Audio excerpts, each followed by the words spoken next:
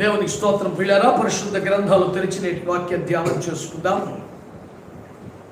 యెహోషువ గ్రంథము 7వ అధ్యాయము 8 నుండి 11 వచనాలు చదువుతుండగా శ్రద్ధగా విందాం.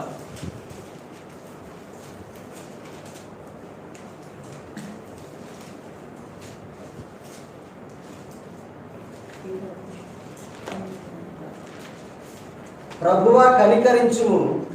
ఇశ్రాయేలీయులు తమ శత్రువుల ఎదుట నిలువలేక వెనుకకు తిరిగినందుకు నేనేమి చెప్పగలను? కనానీయులను ఈ దేశ నివాసులందరూ విని మమ్మను చుట్టుకొని మా పేరు భూమి మీద ఉండకుండా తుడిచివేసిన ఎడల ఘనమైన నీ నామమును గూర్చి నీవేమి చేయుదు అని ప్రార్థింపగా యెహోవా యెహోషువతో ఇట్లనెను, లెమ్ము, నీవేళ ఇక్కడ ముఖము నేల మోపుకుందువు. ఇశ్రాయేలీయులు పాపము చేసి ఉన్నారు, నేను వారితో చేసిన నిబంధనను వారు మీరి ఉన్నారు. శపితమైన దాని కొంత తీసుకొని దొంగిలి బొంకి తమ సామానులో దాని ఉంచుకొని ఉన్నారు. దేవుని బిడ్డలారా, జగద్విదితమైనటువంటి వచ్చిన భాగాన్ని ఉదయకాలం మనం ధ్యానం చేద్దాం. ఈ సందేశం యొక్క టైటిల్ ఏమిటంటే జవాబు పొందని పరిశుద్ధుల ప్రార్థనలు. జవాబు పొందని పరిశుద్ధుల ప్రార్థనలు. వారు పరిశుద్ధులే, వారు యోగ్యమైనటువంటి సేవకులే, దేవుని బిడ్డలే, దేవునికి ప్రియమైన వారే, దేవుని సంతోషపరిచిన వారే. కానీ వారి ప్రార్థనలకు జవాబు రాని కొన్ని అరుదైన సందర్భాలని ఈ ఉదయం మీకు జ్ఞాపకం చేయాలని నేను ఆశపడతా ఉన్నాను. ప్రార్థనలకు జవాబు రాని కారణాలన్నీ విశ్లేషించడం ఈ సందేశం యొక్క పరిధిలోకి రాదు. దేవుడు తన ప్రియమైన పరిశుద్ధులైన వారి ప్రార్థనలే ఆలకించని కొన్ని సందర్భాల్లో నేను మీకు జ్ఞాపకం చేయడానికి దేవుని ఆత్మ చేత సిద్ధపరచబడి ఉన్నారు. దేవుని బిడ్డలారా, మీరు సెల్ ఫోన్ ముందు కూర్చున్నా, టీవీ ముందు కూర్చున్నా, ప్రతి మాటతో ఏకీపించండి, అవునండి, ఆమేనండి. దేవుని వాక్యాన్ని తీసి చదవండి, చూడండి. దేవుని ఆత్మలో మీరు ఏకీభవించగలిగినప్పుడు కృప పొందగలుగుతారని నేను ప్రభు పేరుతో మీకు మనవి చేస్తా ఉన్నాను. ఈ సన్నివేశం మనకు తెలుసు. దేవుని సేవకుడైనటువంటి యెహోషువ ముఖము నేల మోపి దుఃఖాక్రాంతుడై బహు రోదనతో చేసిన ప్రార్థన ఇది. అతని మాటలు చదివితే గుండె తరుక్కుపోతుంది. ప్రభువా కనికరించు, ఇశ్రాయేలును తమ శత్రువులతో నిలవలేక వెనుకకు తిరిగినప్పుడు నేనేం చెప్పగలుగుతాను? కనానీయులను ఈ దేశ నివాసులందరిని విని మమ్మను చుట్టుకొని మా పేరు భూమి మీద ఉండకుండా తుడిచివేసిన ఎడల ఘనమైన నీ నామమును గురించి నీవేమీ చేయదుమని ప్రార్థన చేస్తున్నాడు. నీ జనం నశించుతా నీకు మహిమ తేదు కదా. ఒక వ్యాధో, ఒక రోగమో, ఒక తెగులో, ఒక సమస్య నీ జనులను నాశనం చేయగా శత్రువు నీ ప్రజలపై పై చేయి చూపించగా అది నీకు మహిమ తేదు కదా. నీ ప్రజలు వెనక్కి తిరిగితే, నీ ప్రజలు ఓడిపోతే, నీ ప్రజలు నశించిపోతే అది నీకు ఏ రకమైన మహిమ తెస్తుంది ప్రభువా? నువ్వేమి చేయాలి నాయన? నీ ప్రజలు శత్రువుతో నిలవలేకపోతున్నారే, ఓడిపోతున్నారు, విచిత్రంగా మరణం ఆవహిస్తూ ఉంది ప్రభువా, ఎలాగయ్యా ఈ పరిస్థితిని ఎదుర్కోవటం అని ఎంతో దుఃఖంతో ఓటమెరగని వాడుగా, నీ దినములనుంటే ఎవడు నీ ఎదురు నిలవనేరడు అనే వాగ్దానముతో సేవకు బయలుదేరిన వాడిగా, రెట్టింపు అభిషేకమును పొందిన వాడిగా, భీకరమైన కార్యములు చేయించిన వాడిగా యెహోషువ ఎంతో దుఃఖాక్రాంతుడై ఏడుస్తూ ప్రార్థన చేస్తున్నాడు. కీర్తన గ్రంథములు అంటాడు కదా, ప్రార్థనలు ఆలకించువాడు సర్వ శరీరులు నీ యొద్దకు వచ్చుచున్నారు. సర్వ శరీరుల ప్రార్థనలు ఆయన ఆలకిస్తున్నాడు. కానీ ఒక పరిశుద్ధుని ప్రార్థనకి జవాబు రాదే. మాకు జయము కావాలయ్యా, మాకు గెలుపు కావాలయ్యా, నీ ప్రజలు ఓడిపోకూడదు ప్రభువా, నీ ప్రజలు చనిపోకూడదు ప్రభువా, వారు ఎలాగైనా బ్రతికించయ్యా అనే ప్రార్థనకు జవాబు రాదే. దేవుని బిడ్డలారా, ఆలకిస్తున్నారా మీరు? తన ప్రార్థన ఆలకించకపోవడానికి అతను పాపములో ఉన్నవాడు కాదు కదా, కనీసం పాపమును లక్ష్యము చేయించున్నవాడు కాదు కదా. ఎందుకంటే నీ హృదయంలో పాపమును లక్ష్యము చేసిన యెహోవాని మనవి ఆలకించకపోవునని పరిశుద్ధ గ్రంథం తెలియజేస్తుంది. మరి వ్యక్తిగత పరిశుద్ధతను కోల్పోయిన వాడు కాదు కదా.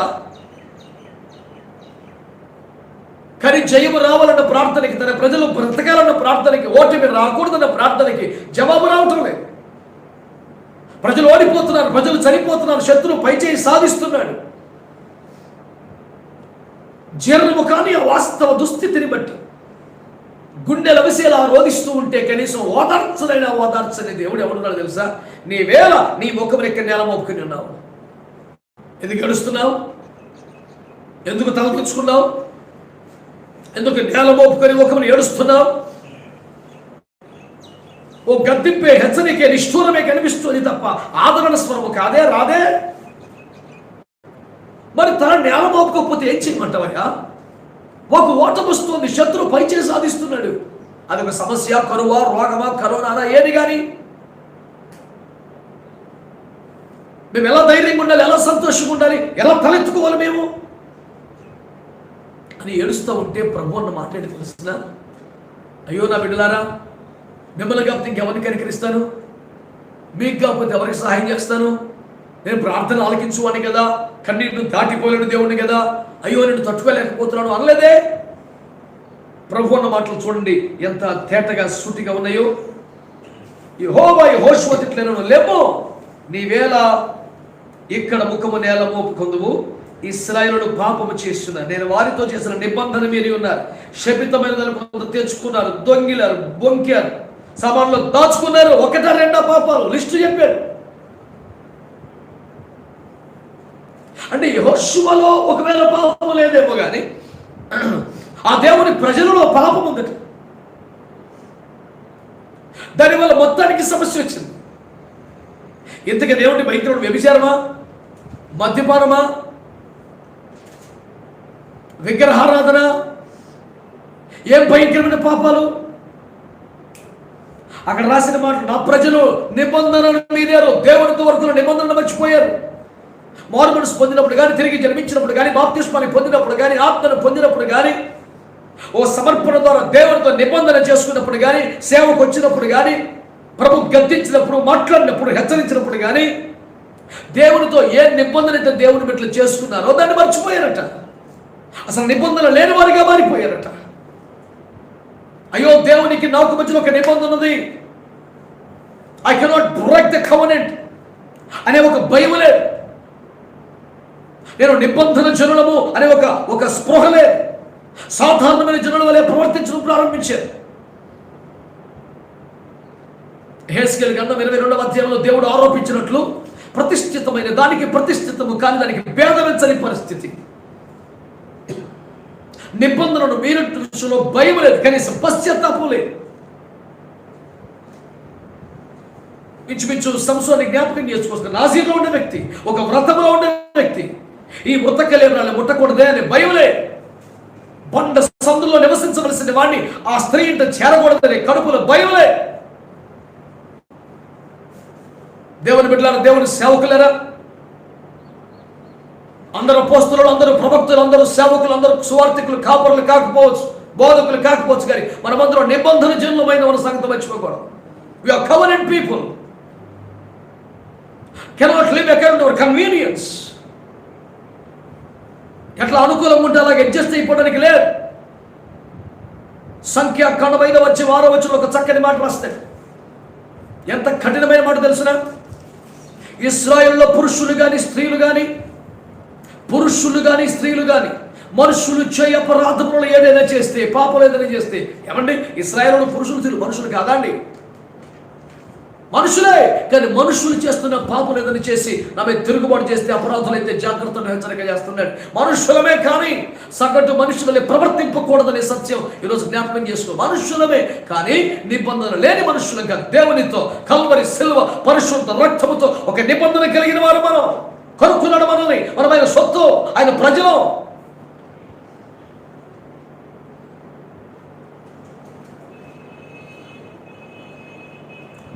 You cannot simply lead a life as the worldly people lives. You must know that you are a chosen generation, a royal priesthood. A holy, dedicated life is highly required. కడుపులో భయం ఉండాలి మాటలు వింటున్నప్పుడు దేవుని ప్రజలారా. ఎక్కడిదక్కడే పెట్టుకొని ప్రభువా జయమేవు, ప్రభువా ప్రభువా నీ బిడ్డలు గెలవని, ప్రభువా తలెత్తుకోలేకపోతున్నాం ప్రభువా, అది నేనైనా నీవైనా పెద్ద విషయం ఏం కాదు. నీ దినములన్నింటి నీకు తిరుగులేదని వాగ్దానం పొందిన యెహోషువ కూడా ఈ విషయంలో తీవ్రమైన స్వరం వినాల్సి వస్తుంది. సంఘ కాపరులారా, కుటుంబ యజమానులారా, మీకు బాధ్యత అప్పగించబడ్డ పరిధిలో, మీరు ఏలుబడి చేయవలసిన పరిధిలో ప్రజలను, కుటుంబ సభ్యులను, సంఘ సభ్యులను శుద్ధీకరణలోకి తేవలసిన అవసరం ఉందని జ్ఞాపకం చేస్తున్నారు. ప్రజలు నా నిబంధన మీరారంటాడు, బొంకారు, అబద్ధమాడారు, దొంగతనం చేశారు. ఇన్ని దరిద్రాలకి కారణం ఏంటి తెలుసునండి? శపితమైనది అని తెలిసి కూడా ఒకదాన్ని ఆశ్రయించదు. ఏంటది? చివరికి కాస్త క్షీణార వస్త్రం, బంగారం, వెండి కమ్మించమని చెప్పడానికి ఇబ్బందిగా ఉన్న జెఫన్యా శాస్త్రి చేతస్థపోడు, ఏ సందర్భంలో ఇదే తీసుకొస్తాడు అని బాధపడే పరిస్థితులు లేకపోలేదు. భూమి మీద ఉంటే ఉండని. కానీ వాస్తవం అది. ఆకారం ఎవరో దుష్టుడా, చెడిపోయినవాడా, భ్రష్టుడా, పాపిష్టుడా, ఆది నుండి శరీరాశలు కలిగిన వాడా, తిరుగుబాటు చేసేవాడా? కాదా? నాకున్న సాధారణ అవగాహనను బట్టి అతని పసిప్రాయంలో చిన్నప్పుడే ఐగుప్తు నుంచి బయటపడ్డారు. అతని ఎదుగుదలంతా అరణ్యయాత్రలో సాగింది. ఎందుకంటే మంచి ఒక యవన ప్రాయంకి వచ్చేసరికి, ఈ దశకు వచ్చేసరికి అతడు యెహోషువ సైన్యంలో, సేనాధిపతుల్లో ఓ మంచి దమ్మున్నవాడుగా, యోధుడిగా తయారయ్యాడు. అంటే సుమారు 45-50 సంవత్సరాల వయసు, అంతకన్నా ఎక్కువ ఉండే అవకాశం లేని పరిస్థితి. పూర్వక 5-10 ఎత్తుకున్న చిన్నప్పుడే బయటకు వచ్చినట్టు. ఎంతోమంది తన కళ్ళ ముందు తిరుగుబాటు చేసి రాలిపోయారు, సనిగిరి రాలిపోయారు, వ్యభిచరించి రాలిపోయారు, విగ్రహం చేసి రాలిపోయారు, తిరుగుబాటు చేసి రాలిపోయారు. ఈ రాలిపోయిన నశించిపోయిన గుంపులు ఆకారం లేదంటే అర్థమేంటి? అతడు మద్యపానంలో కానీ, మాంసపేక్షలో కానీ, తిండిపోతనంలో కానీ, తిరుగుబాటులో కానీ ఎందులో లేదనేగా. ఒక మంచి వ్యక్తి, క్రమశిక్షణ కలిగిన వ్యక్తి, భక్తి కలిగిన వాడు, విధేయుడు, నమ్మకమైన వాడు, దైవజనులతో కలిసి నడిచిన వాడు, ఇన్ని సుగుణాలు కలిగిన వ్యక్తి మొత్తం జాతికి, దేశానికి ఒక మహాపాతికం తీసుకొచ్చిన దరిద్రంలో ఉన్నారు ఈ రోజున. కారణం ఏంటి? ఏంటో భ్రష్టత్వం. చెప్పడానికి పెద్దగా ఏమీ లేదు. ఆ ఖరీదైన వస్త్రం చూస్తే ఆశ కలిగింది. దండం పెట్టి చెప్తున్న మాట అదే. 15 ఏళ్ళ బట్టి, 20 ఏళ్ళ బట్టి ఈరోజు కూడా జ్ఞాపకం చేస్తున్నారు. కొంతమంది వ్యక్తిగత పరిశుద్ధత కలిగిన వాళ్ళకి కూడా, దేవుడితో నడిచిన వాళ్ళకి కూడా, సేవకులోకి సహకారంగా ఉన్న వాళ్ళకి కూడా, తమ కళ్ళ ముందు ఎందరో చెడిపోయి, పడిపోయి, జారిపోతున్న తమ కృపలో నిలబడగలిగిన వారికి కూడా అన్ని రకాల పాపాలను అసహించుకొని, విసర్జించి, పరిశుద్ధంగా బతకడానికి అప్పగించుకున్న వారికి కూడా ఈ ఖరీదైన బట్టల మీద, వెండి బంగారం మీద మోజు పోదెందుకో నాకు అర్థం కాదు. అదేమీ పర్వాలేదని దానికి అనుకూలంగా ప్రసంగాలు చేసే సామర్థ్యం మాత్రం టన్నుల కొద్ది ఉంది.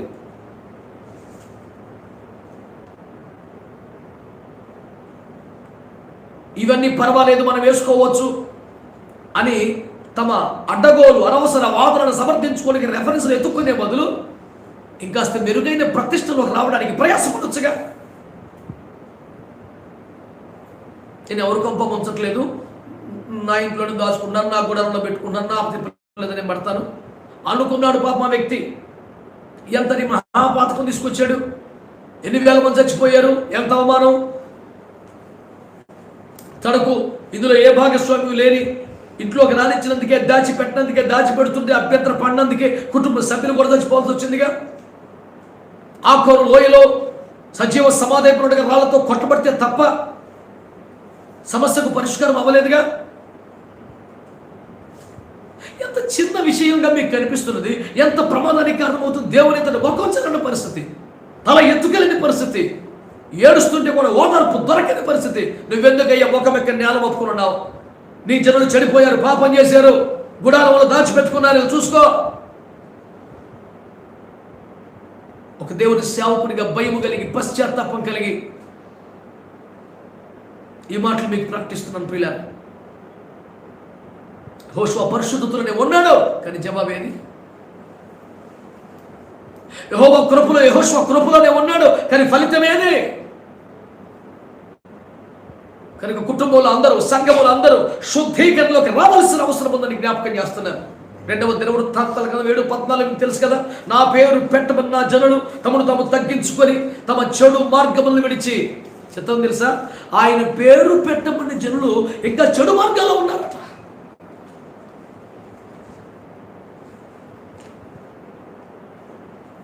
చాలా మంది నన్ను కూడా అడిగారు, కొంతమంది అడుగుతున్నారు, ఇటలీ దేశంలో, అమెరికా దేశంలో ఎక్కువ మంది క్రైస్తవులే కదా, ఎక్కువ మంది అక్కడే చచ్చిపోయారుగా, మరి మీ దేవుడు ఏం చేస్తున్నాడు? సిగ్గుతో చెప్పాలా శిక్షిస్తున్నాడని? మరి ఇంకేం చెప్పాలా? నా పేరు పెట్టబడిన నా జనులు, పేరుకే క్రైస్తవులు, ఎవరు ఏం చేస్తున్నారు? ఒక మతానికి సర్టిఫికేట్ కోసం, అప్లికేషన్ నింపడం కోసం, రిలీజియన్, నిజమే అలా రిలీజియస్ క్రిస్టియన్స్ అంతే. They're not spiritually Christians, they're not born again people. They didn't make any covenant with their God. ఎవరు పడితే వారు రాకలు ఎత్తబడండి. 51:4 చెప్తున్నాడు, బలి అర్పణ చేత నాతో నిబంధన చేసిన జనులను నా యుద్ధకు సమకూర్చుడి. భూదిగంత నివాసులను నా యుద్ధకు రండి. రాకడి పిలుపు కాదు, సువార్త పిలుపే. ఎవరు పడుతున్నారు? వెళ్ళరు. Make sure that you are a covenant people, covenant person. దేవుడితో నిబంధన ఎలా ఉంది? నిబంధన మీరితే ఎంత ప్రమాదం. ఇర్మియా గ్రంథంలో చెప్తా, నిబంధన మీరిన వాడు, ఏ పశువు అయితే కళేబరం అయితే ఖండించబడిందో ఆ నిబంధన మీరిన వాడు కూడా అలాగే ఖండించబడతాడట. నిబంధన మేరటం, దేవుడితో చేస్తున్న మొక్కుబడి మేరటం, సమర్పించుకొని మర్చిపోవటం, అప్పగించుకొని వదిలేయటం, తీర్మానం చేసుకుని వెనక్కి వెళ్ళిపోవటం, నాగరికి చేపెట్టి వెనక్కి తిరగటం, సేవకు వచ్చి వెళ్ళిపోవటం, పరిచయకు వచ్చి వెళ్ళిపోవటం, సమర్పించుకొని మళ్ళీ తగిలించుకోవటం, ఇవన్నీ చిన్న విషయాలు కాదు. నువ్వెందుకయ్యా ఏడుస్తున్నావు? ఇక్కడ నీ జనులు చూసుకెళ్ళి నిబంధన మీరారు. దేవుని కోపం అనే స్వరం వినబడుతుందా సంఘమా? ప్రేమామయుడు, కరుణామయుడు, కృపామయుడు, ఈ పదాల తర్వాత యెహోవా భయంకరమైన మా దేవ అది కనపలేదు నీకు?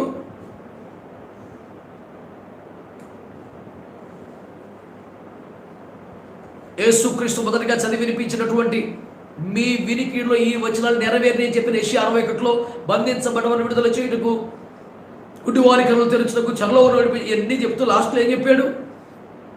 యెహోవా యథావత్సరమే కాదు, ప్రతి దండనను జరిపించుటకు నేను వచ్చాను, అభిషేకించబడాలని. ఆ మాట వినబడలేదా? సువార్త అంటే ఏమిటి? యేసు నీ కొరకు వచ్చాడని, నీ కోసం చనిపోయాడని, తిరిగి లేచాడని, పరలోకానికి వెళ్ళాడని, ఇల్లు సిద్ధపరుస్తాడని, మళ్ళీ వస్తాడని, నిన్ను తీసుకెళ్తాడని, సిద్ధపడితేనే ఎత్తబడతాడు, లేకపోతే నాశనమేనని. ఇది లేని సువార్త ఉందా? ఉంటుంది. సువార్త కాదు, సగం వార్త. అందుకని సంపూర్ణ సువార్తని, సంపూర్ణ సత్యమని, సర్వ సత్యమని చెప్పాల్సి వస్తుంది. అర్ధ సత్యాలు, సగం సమాచారాలు ఉన్నాయి కనుక. అందుచేతనే ప్రియులారా, దేవుడు వద్దన్న దాన్ని దొంగచాటుగా తెచ్చుకుంటున్నావా? బలిపెట్టు మీద అంగీకరించబడిన దాన్ని హాయిగా తెచ్చుకుంటున్నావా? అది ధరించుకునే వస్తువా, తినే పదార్థమా, ఏది కానీ శపితమైంది ఏది నీలోకి రావడానికి వీళ్ళే. భయం లేని భక్తి అండి చెప్పనా? అది అపవిత్రమైంది, పనికి మాలిందని తెలిసి కూడా ఎటకారంగా, ఎగతాళిగా, విర్రవిగితను దుష్టత్వాన్ని కలిగి వ్యంగ్యంగా ఇది యేసునామలో పరిశుద్ధపరచబడిపోయింది, యేసు రక్తం ప్రోక్షించు అని చెప్పి దాన్ని ఆహ్వానించడం, చేర్చుకోవడం, అనుభవించడం. ఇద్దరిద్దరి కారణం తెలుసా? కడుపులో దేవుని భయం లేకపోవడమేనండి. ఏం తమాషా భక్తి అండి. అంచేతనే ఇప్పుడు మీకు జ్ఞాపకం చేస్తున్నారు, గుడారంలో పాపముండగా, జనుల్లో పాపముండగా, సమాజంలో పాపముండగా ప్రార్థిస్తున్న పరిశుద్ధుల ప్రార్థనల జవాబు రావండి. ముందరి ప్రక్షాళన అవ్వాలి, శుద్ధీకరణ జరగాలి, ఉపవాసం ప్రతిష్ఠించుకోవాలి, సమయాన్ని కేటాయించుకోవాలి, కళ్ళతో దేవుని దగ్గర రావాలి, మోకాల మీద పడాలి, ఒప్పుకోవాలి, విడిచిపెట్టాలి. ఒక్కసారే పాపం చేసావయ్యా నీవని దేవుడే డైరెక్ట్గా దావీదుకి చెప్తే కూడా ఒకసారి ఏడితే తప్పు అయిపోయింది ప్రభువా అని దండం పెట్టి ఊరుకోవాలి. ప్రతి రాత్రి ఏడుస్తున్న కన్నీటికి పరుపు తేలిపోతుంది.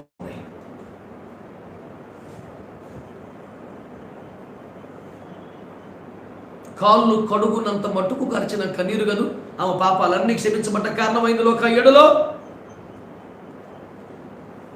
దాసుడు తప్పులు దండంలో సరైన లోక సముద్రాన్ని పోగేసుకొచ్చి తప్పు అయిపోయింది ప్రభువా అదే మొక్కుబడి ప్రార్థన చేయటం, దర్జాగా తినేసి పడుకోవటం, ఇలాంటి అలవాటు అయిపోయిన భక్తులు ఎవరైనా ఉంటే ఒకవేళ సరి చేసుకోవాలి. ఇంకా శత్రువు ప్రబలకూడదంటే, మరణం ఏలుబడి చేయకూడదంటే, జనం నశించకూడదంటే నేల మీద పడి ఏడవటం కాదు, గుడారాలు చెక్ చేసుకోవాలి. గుడారం అనగా శరీరం, సంఘం, సమాజం చూసుకోండి. వ్యక్తిగతంగా అయితే నీ గుడారం చూసుకో. ఇందులో శపిత మీద ఉందా? ఒంటి లోపల కానీ ఒంటి మీద కానీ తీసేయి. శుద్ధీకరణలోకి రా. కుటుంబ యజమానులారా, మీ కుటుంబాన్ని పరిశీలన చేయండి. యాకోబు సంతోషంగా భార్యను తీసుకొని బయలుదేరిపోతున్నాడు, బయటపడిపోతున్నాడు అనుకున్నాడు, కానీ సంచిలో ఆ విగ్రహం పెట్టుకున్న సంగతి గమనించుకోలేదు. ఎంత నష్టం! కూతురికి అవమానం, నాశనం, ప్రేమించిన భార్యకి మరణం, అవసరమైన దరిద్రం అంతా. శపితమంది నీతో ఉన్నప్పుడు తప్పదు. మన దేవుడు ప్రేమ గల దేవుడు అన్నమాట ఎంత నిజమో, రోషం గల దేవుడు అన్నమాట కూడా అంతే నిజం.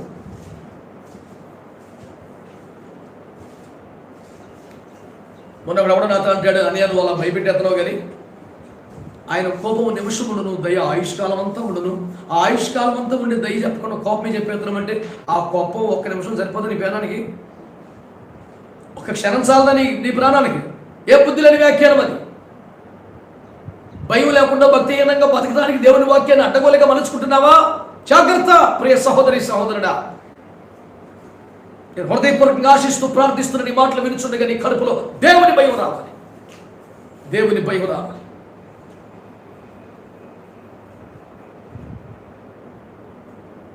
అందుకనే ఆ వచనం 2వ దినవృత్తాలు 7:14 జ్ఞాపకం చేశాను. నా పేరు బట్టి నా జనులు తమను తాము తగ్గించుకొని తమ చెడు మార్గాలు విడిచి తమ పాపములు ఓడిపోయి. ఓరు బాబోయ్, ఏమిటండి మాటలు?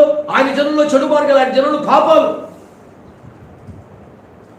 ఈ సందర్భంగా మరొక మాట కూడా చెప్పాలి. హెబ్రీ పత్రిక 12:1 ఇంత గొప్ప సాక్షి సమూహం మేఘవల్లె మనల్ని ఆవరించి ఉన్నందున మనమును ప్రతి భారమును సులువుగా చిక్కులు పెట్టు పాపములు విడిచిపెట్టు. ఒక మాట వినండి, సులువుగా చిక్కులు పెట్టు పాపాలు అంటే చిన్న చిన్న పాపాలు అని కాదు అర్థం. దానికి ఒక వింతైన వ్యాఖ్యానం చేశారు. సులువుగా చిక్కులు పెట్టి పాపం అంటే ఏంటి? చిన్న చిన్న పాపాలు, మైనర్ మిస్టేక్స్ అనా? కాదు. క్రైస్తవులు పెద్ద పాపం అనుకోకుండానే సులువుగా పడిపోతున్న పాపాలని. సులువుగా చిక్కులు పెట్టు పాపాలు అంటే చిన్ని చిన్ని పొరపాట్లని దుర్మార్గ వ్యాఖ్యానం నశించును కాక. ఎక్కడికక్కడ ఒక సౌకర్యమైన గోత తయారు చేసుకోవటమే. ఎంత పనికి మళ్ళీ దిగజారుడు ధోరణి ఉంటుందంటే ఆత్మసిద్ధమే కానీ శరీరం బలహీనమన్న వచనం తీసుకొని మనకు మహాప్రముఖ ప్రసంగికుడు అంటాడు, దేవుడే చెప్పాడు శరీరం బలహీనమని. అంటే ఏంటి? ఆ బలహీనతలో బతికి అలా సచ్చిపోమని చెప్పాడా? ఏమిటయ్యా నీ బైబిల్ వ్యాఖ్యానం నువ్వును? ఆత్మసిద్ధంగా ఉన్న శరీరం బలహీనమే, ఇట్స్ ఓకే, ఇట్ హ్యాపెన్స్ అని ఆ బలహీనతలో చచ్చిపోమని చెప్తున్నావా నీవు నీ బోధ అని? ఏమంటుంది వాక్యం? శరీరం బలహీనంగా ఉన్నను ఆత్మ యొక్క సిద్ధపాటుతో శరీర బలహీనతను అధిగమించమని అర్థమా? శరీరం యొక్క బలహీనత ఆత్మ యొక్క సిద్ధపాటు కూడా నాశనం చేసుకుని అర్థమా? తెలివిలేని వ్యాఖ్యానం అనుకోను. నీ చమత్కారం, నీ మాటలో, నీ జ్ఞానం 3-4 భాషల్లో మాట్లాడితే ఏమవ్వదో. కడుపులో భయం తెచ్చుకో ఫస్ట్. దేవునికి స్తోత్రం కలుగును గాక. సులువుగా చిక్కులు పాపాలంటే నీ పాపాలు అనిపించవు, పర్లేదు అనిపిస్తుంది, కొంపలు అంటుకుపోతాయి. అది ఈ ఒక్క మాటే కదా, ఈ చిన్న వస్త్రమే కదా. నేను మరలా చెప్తున్నాను, కొంతమందికి ఎంత భక్తి చేసినా, మాటల్లో ఎంత దీనత్వం, భాషలో ఎంత వైరాగ్యం కనిపించినా, ధరించే వస్త్రాల్లో, తినే తిండిలో అసలు పొరపాటు కూడా వైరాగ్యం లేదు. నేను చెప్తున్నాను, మళ్ళీ వినండి. చాలా సంవత్సరాల క్రితం సంపూర్ణ వైరాగ్యంగా ఉండే ఒక పరిశుద్ధుల గుంపులకు వాక్యం చెప్పడానికి పిలువబడితే వారి వస్త్రాలు, వారి వ్యవహారం అంతా చూసి నేను ఎంతో నేర్చుకున్నాను, సరి చేసుకున్నాను. అబ్బాయి ఎంతటి వైరాగ్యం.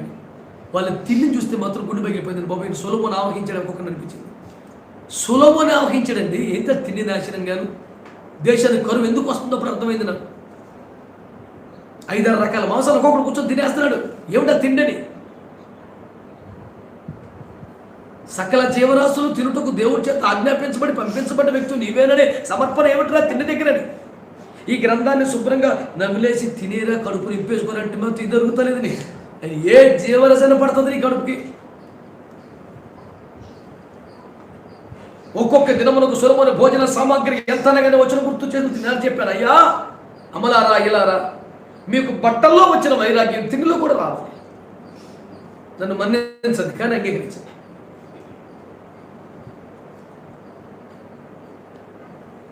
కష్టంగా ఉన్నా సరే మీరు స్వీకరించాలి. తినందున ఎక్కువ లేదు, తిననందున తక్కువ లేదు. అది పెద్ద సూపర్ పాయింట్గా దాని మీద వచ్చిన ఎత్తుక్కొని ఇద్దనొచ్చు అద్దెనొచ్చు అని ఎత్తుక్కొని మరి తెగ తిని ఎక్కర్లేదు. 4 మెతుకులు తిని బతికి తెచ్చారు.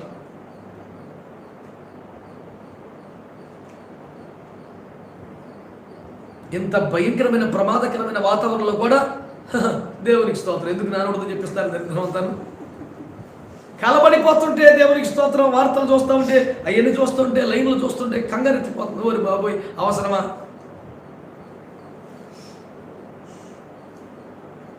నేను చెప్తున్న మాటలు అయితే వినండి. శపితమైంది ఏది, వ్యర్థమైంది ఏది, వద్దన్నది ఏది, ప్రభు పెద్దగా ఘనపరచంది ఏది నీకు వద్దు తీసిపడే.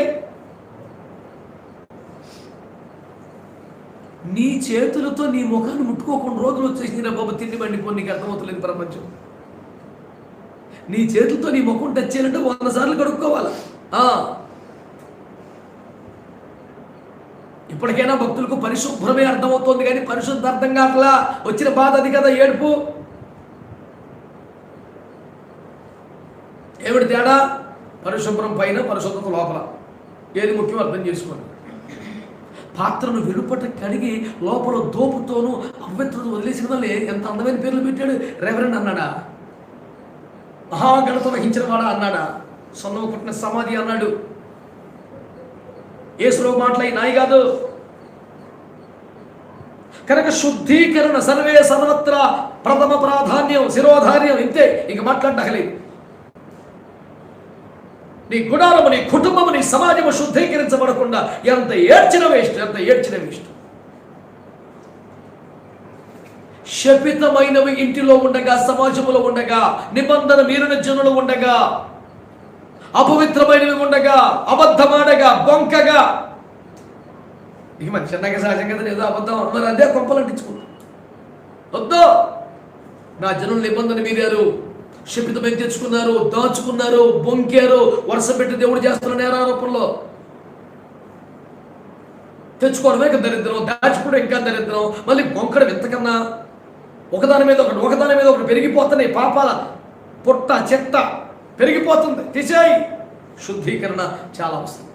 అందుకని ఆ శుద్ధీకరణ కార్యం జరగకుండా పాపం అదేమీ తెలియకుండా పరిశుద్ధులు అంత ఏడిస్తే ఉపయోగం. మన ప్రార్థనలకు జవాబు వచ్చినట్లుగా మన గుడారమును, మన కుటుంబాన్ని, మన సమాజాన్ని, సంఘాల్ని శుద్ధీకరించుకుందామని నేను దేవుని పేరట మీకు పిలుపునిస్తా ఉన్నాను.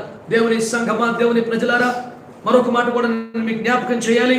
పరిశుద్ధ గ్రంథమైన బైబిల్లో నుండి మరి ఇప్పటికే ఖరీదైన బట్టల మీద, అనవసరపు తిండి పదార్థాల మీద, వెండి బంగారాల మీద లేనిపోని వ్యామోహం మీలో తగ్గుతుందని దాన్ని విడిచిపెడతారని నమ్ముతున్నాను. దేవునికి స్తోత్రం.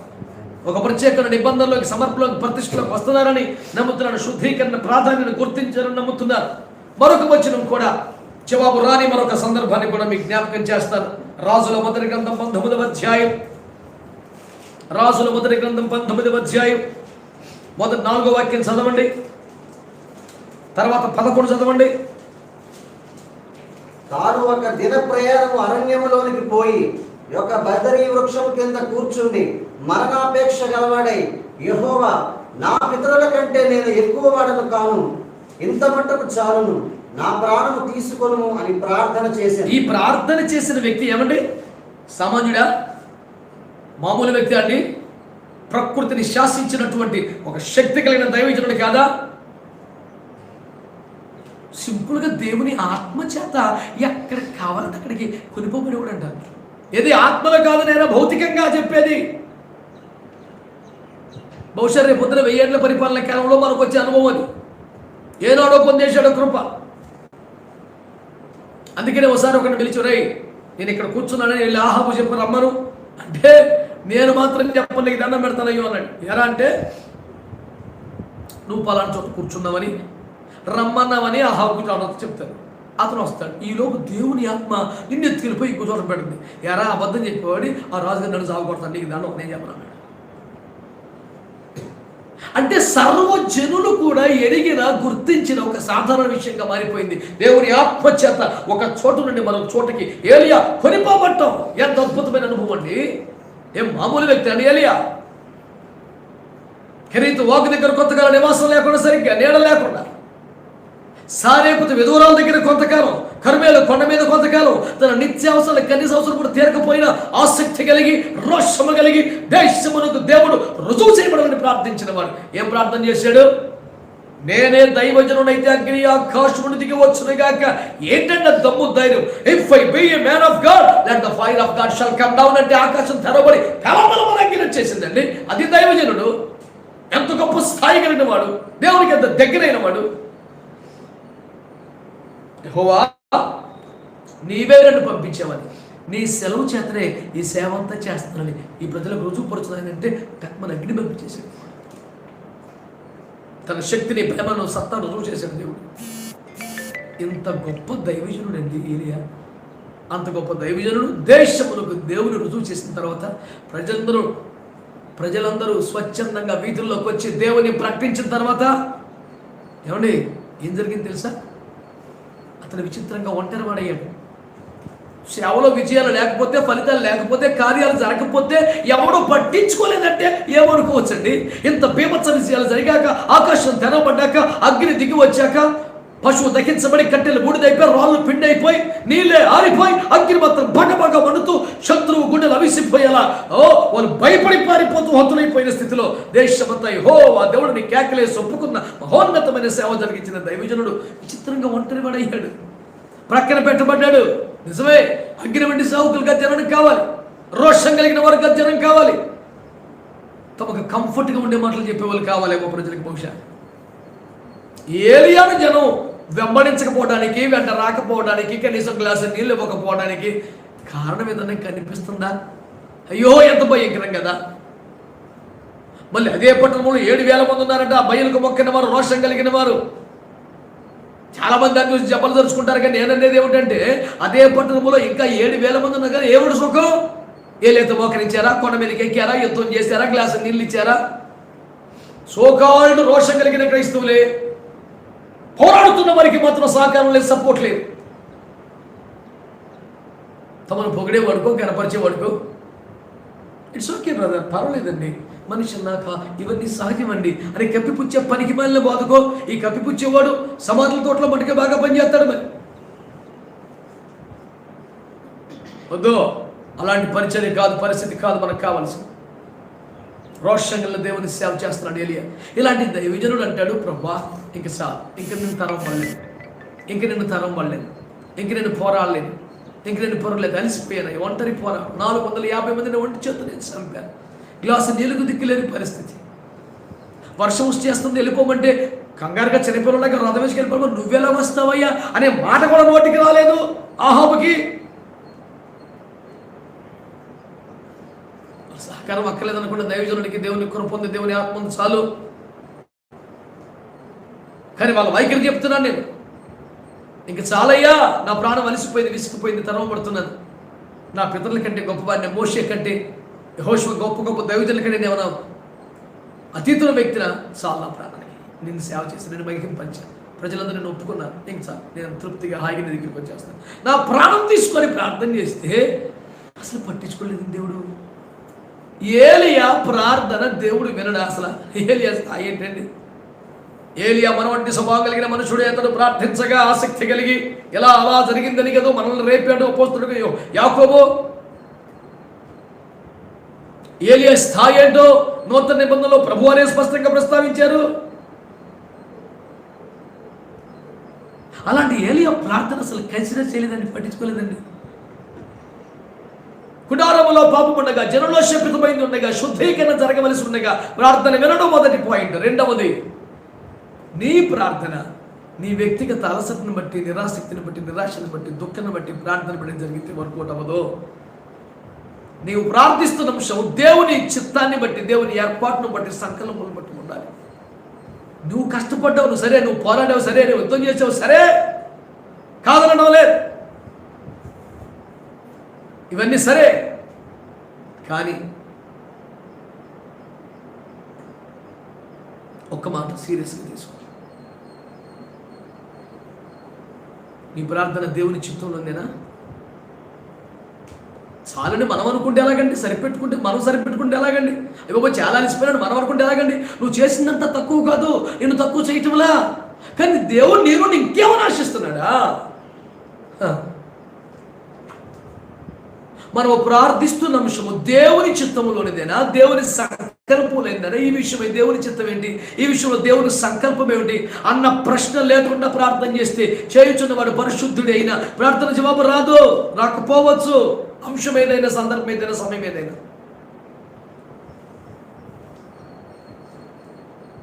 శుద్ధీకరణ లేకుండా ప్రార్థన చేసినా, అంటే శుద్ధీకరణ లేని వారి పక్షంగా ప్రార్థన చేసినా, శుద్ధీకరించకుండానే దీవించమని ప్రార్థన చేసినా వర్కౌట్ అవ్వదు. నెంబర్ 1. రెండవది, దేవుని చిత్తం ఎరగకుండా, ఆయన సంకల్పాన్ని గ్రహించకుండా, వ్యక్తిగత భారాన్ని బట్టి, బాధను బట్టి, అలసటను బట్టి, కృంగిదలను బట్టి, నిరాశను బట్టి ఒక నిర్ణయానికి వచ్చేసి ప్రార్థన చేసినా ఆ ప్రార్థన అంగీకరించబడదు. అఫ్ కోర్స్ దానికి భిన్నంగా దేవుడు ఏమన్నాడు? నా ప్రాణం తీసుకో అంటే 11వ వచనంలో హోరేబు కొండ శిఖరం మీదకి రమ్మన్నాడు. 15వ వచనంలో ఫలాలను అభిషేకించు అంటే ఇంకా పని చెప్తున్నాడు, ఇంకా కొండలెక్కిస్తున్నాడు. సంగమా, దైవజనులారా, మనం ప్రయాసపడ్డాం నిజమే, పోరాడాం నిజమే, కానీ అలసిపోవద్దు, సరిపెట్టుకోవద్దు. దేవుడు మన నుండి ఇంకా చాలా ఆశపడుతున్నాడు, ఇంకా కీలకమైన పని మనకు అప్పగిస్తుపోతున్నాడు. అనేక మంది రాజులను అభిషేకించాలి. ఎలీషా వంటి 2 అభిషేకపు తరాన్ని తయారు చేయాలి. ఇంకా ఉన్నత శిఖరాల కరిమేలు కొండ మీద గెలిచాం, సరే ఇప్పుడు హోరేబు శిఖరం ఎక్కాలి. మనం ఎక్కువ మిగిలి ఉన్న ఆధ్యాత్మిక శిఖర అనుభవాలు ఇంకా ఉన్నాయి, ప్రయాసపడదాం. గొప్ప దైవజనులకు, పెద్ద దైవజనులకు ఉన్న మనమే, మీ సేవల అమోఘం, అమూల్యం, మీరు సాధించిన ఫలితం అజరామరం. అయినా ఇంకొంత నీ నుండి దేవుడు ఆశపడుతున్నాడేమో. వీలాంటి పెద్దలు మాకు అవసరమేమో, వీలాంటి గొప్పవారు అవసరమేమో దేవుని సంఘానికి. కొంచెం ఓపిక చేసుకుని అప్పగించుకోండి, మీ వలన ఎలీషాలు తయారవుతారేమోనని పెద్దలందరికీ నేను నా మనవిని తెలియజేస్తాను. దేవునికి స్తోత్రం కలుగుని. మీరు చేతులు ఉంచడం వల్లనే, మీ మీద గొప్పటి పడి వచ్చి రావటం వల్లే, మీ ఆత్మలో కొనిపోబడి విధానంలో చూచుట చేతనే, మిమ్మల్ని వెంబడించుట చేతనే మరొక మహోన్నతమైన తరం తయారవ్వాలేమో. మీరు అలసిపోయారు నిజమే, కష్టపడ్డారు నిజమే, పోరాడారు నిజమే, ఫలితాలు సాధించదు కూడా నిజమే. కానీ ఇంకొక తరం నీ చేతుల మీద తయారవ్వడానికి కొంచెం ఓపిక పట్టమని, సంకల్పాలు అమర్చబడమని, నీకు తగినంత కృప వస్తుందని. నువ్వేం పక్కన పెట్టి, జనులు పక్కన పెడితే దేవుడిని పక్కన పెడతాడండి, జనం వెంబడించకపోతే దేవుడు మాంతాడండి. అక్కడ 11వ వచనంలో దెబ్బ మీద దెబ్బ తగులుతుంది ఏమిట్రా, మళ్ళీ భూకంపం ఏమిటి, పెనుగాలేమిటి, సుడిగాలేమిటి అంటే అక్కడ రాసిన మాట, యెహోవా ఆ వైపునకు సంచరించగా. దైవజనుడా, నీ చుట్టూ జనం లేరు, కానీ ప్రభు నీ దగ్గరికి వస్తున్నాడు. ప్రభు నీకు సమీపంగా వస్తున్నాడు, ప్రభు నీకు దగ్గర అవుతున్నాడు. మిక్కిలి నిమ్మలముగా మాట్లాడే స్వరం నీకు సమీపంగా ఉంటాడు కనుక పెద్దగా అనిసే పని లేదేక. నీ క్లోజ్గా వస్తున్నాడు దేవుడు. రాజులను, ప్రవక్తలను అభిషేకం నిన్ను రేపబోతులను నింపబోతున్నాడు దేవుడు. అంచేత వాడబడిన దైవజనులు, జనములకు దీవెనగా వాడబడిన దైవజనులు, దేవుని నిరూపించిన దైవజనులు కొంచెం ఓపిక చేసుకోమని, కొంచెం సహించమని, అప్పగించుకోమని, మరో తరాన్ని తయారు చేయడానికి, రాజులను అభిషేకించడానికి మీ సేవలు బహుశా అవసరమేమోనని మీ పట్ల దేవుని సంకల్పాన్ని బట్టి ప్రార్థించండి తప్ప మీ అలసటను బట్టి జనులు సహకరించట్లేదని, ఏకీపించట్లేదని, వెంబడించేవారు లేరని అలిసిపోవద్దని ప్రభు పాద సేవకుడిగా మిమ్మల్ని బ్రతిమాలుకుంటూ ఉన్నాను. చివరిగా మరొక వచనం మీకు జ్ఞాపకం చేస్తాను పిల్లరా. పరిశుద్ధ గ్రంథమైన ఆ బైబిల్లో నుండి మరి ఏలియా దేవుడు ఎలాగైతే చక్కగా మరణాపేక్ష కలిగిన ప్రాణం తీసుకోండి, అసలు మరణమే లేకుండా అగ్ని రథాల గుర్రాలు తీసుకుపోయి ఎంత కృప చూపాడు దేవుడు, ఎంత కృప చూపాడు. అలాగే కొరింథీయులకు రాయబడిన 2వ పత్రిక 12వ అధ్యాయం 7 నుంచి 9 వరకు. నాకు కలిగిన ప్రత్యక్షతలు బహు విశేషముగా ఉన్నందున నేను అత్యధికముగా హెచ్చిపోకుండా నిమిత్తము నాకు శరీరంలో ఒక ముళ్ళు, నేను అత్యధికముగా హెచ్చిపోకుండా నిమిత్తము నన్ను నలగగొట్టుటకు సాతాను యొక్క దూతగా ఉంచబడేది. అది నా యొద్ద నుండి తొలగిపోవలనని దాని విషయమే ముమ్మారు ప్రభువును వేడుకుంటుని. అందుకు నా కృప నీకు చాలును, బలహీనత యందు నా శక్తి పరిపూర్ణమగుచున్నదని ఆయన నాతో చెప్పాను.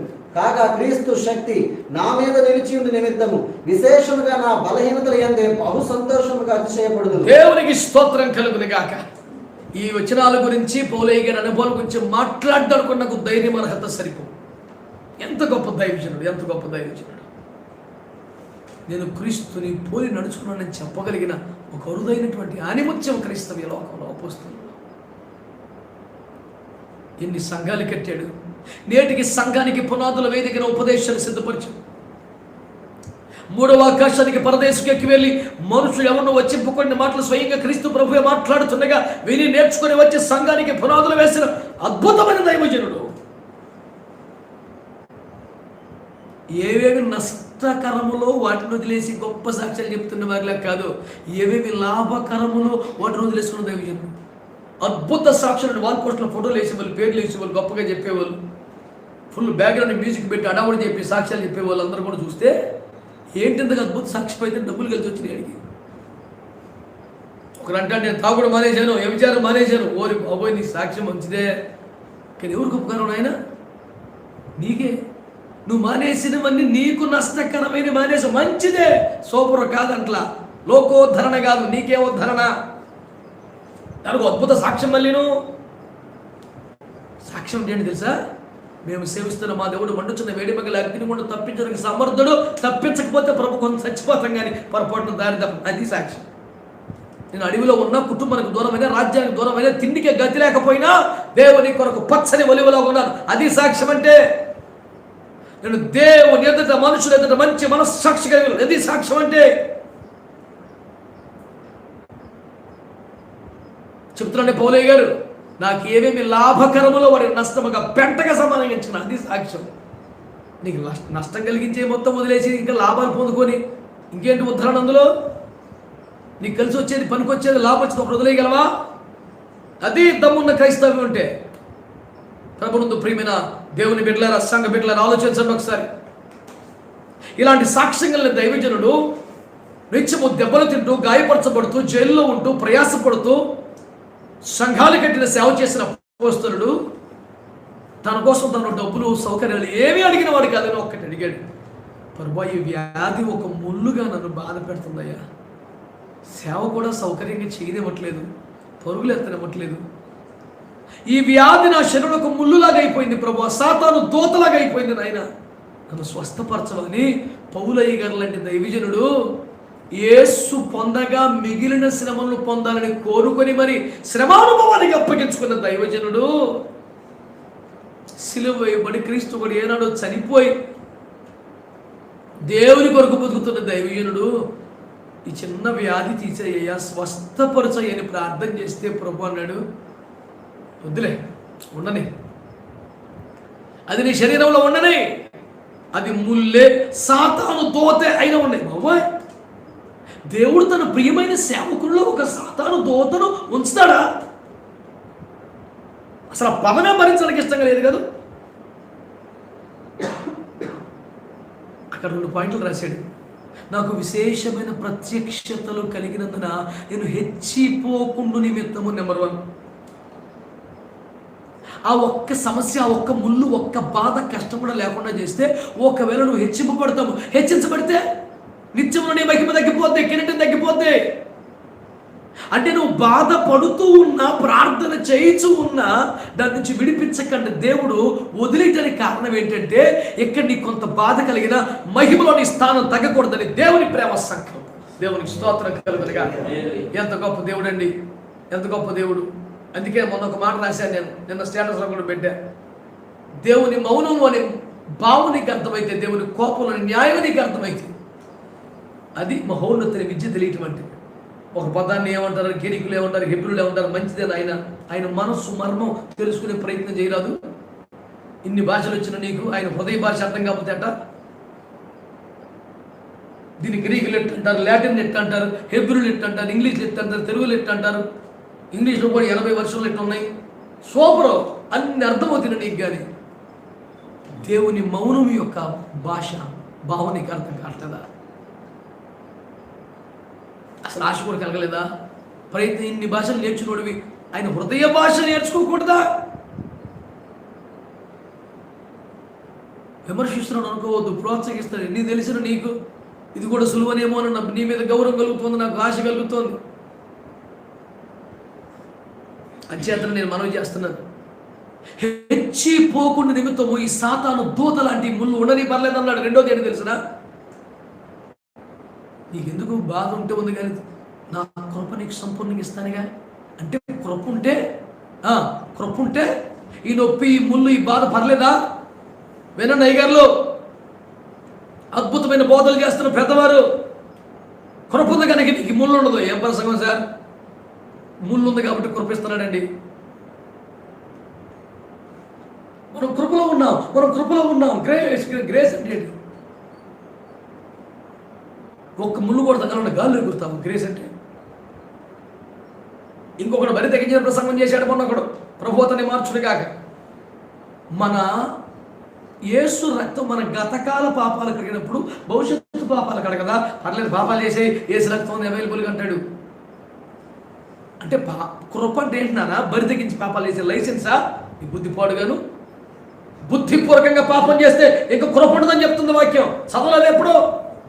కృప అంటే నాయన మారు మనసు పొంది పశ్చాత్తాపడి పాపాలు విడిచిపెట్టి ఇక మీద నిబంధన కలిగి నీ కాళ్ళ మీద బతుకుతానని ఏడ్చేవాడికి అనుమతి దొరకడం, యాక్సెస్ లభించడం కృప. అంతే కానీ బరితెకించి యేసు రక్తం ఉంది కదా తప్పులు చేయటం, నీ వంతు దయచూపటి ఏ భావంతని భజన చేసుకొని తిరుగుతాం కాదు. పనికి మంది పనులని కృప పేరు చెప్పి పాపం నిలిచి ఉందో అట్లా అనరాదని చెప్పాడు పౌలయ్య గారు, గుర్తులేదా? బుద్ధిపూర్వకంగా పాపం చేస్తే క్షమాపణ తీర్పే అని చెప్పాడు, గుర్తు రాలేదా నీకు? ఇవన్నీ కడుపులో భయం లేని పనులు. దేవునికి స్తోత్రం కలుగునగా. హల్లెలూయ. అక్కడ ఏమన్నాడు చూడండి, బలహీనతలు యందు నా శక్తి పరిపూర్ణం మొగుచున్నదని చెప్పాడు. కాగా నోట్ చేసుకోండి ఈ మాట, క్రీస్తు శక్తి నా యందు నిలుచుండి నిమిత్తం విశేషముగా నా బలహీనతలు యందే బహుగా సంతోషపడి ఓరి బాబోయ్, అడ్జస్ట్ అవ్వటమే గొప్ప, సంతోషించడం ఇంకా గొప్ప. అచ్చే పడిపోవటమా? ఏదో బెంచ్ కారు కొనుక్కున్నట్టు, బంగళా కట్టేసినట్టు, ఒలింపిక్ పథకం వచ్చినట్టు. సార్ మీ వచ్చే కారణం ఏంటి సార్ అంటే, నాకు ఒక బలహీనత ఉంది సార్, ఈ ముళ్ళు ఉంది. ఇది నా ముళ్ళు వచ్చే కారణమా? అంగీకరించగలవా? ఆనందపడగలవా? సంతోషపడటం ఎక్కువ అంటే అతిశయించడం ఏంటి సార్? అసలు ఏంటి అతిశయమంటే, ఎంత కృప నా మీద నిలిచి ఉండటానికి, దేవుని శక్తి నా మీద నిలిచి ఉండటానికి ఈ ముళ్ళు ఒక సాధనమైనదిగా సంతోషం అన్నాడు. ఒకటి, శుద్ధీకరణ జరగాల్సిన అవసరం ఉండగా జవాబు రాదు. రెండు, దేవుని సంకల్పమును గ్రహించకుండా బాధను బట్టి, దుఃఖాన్ని బట్టి, శ్రమను బట్టి ఏడు చేస్తే ఫలితం రాదు. మూడు, ఆ శ్రమ నీకు అవసరార్థమే అనుమతించబడ్డప్పుడు,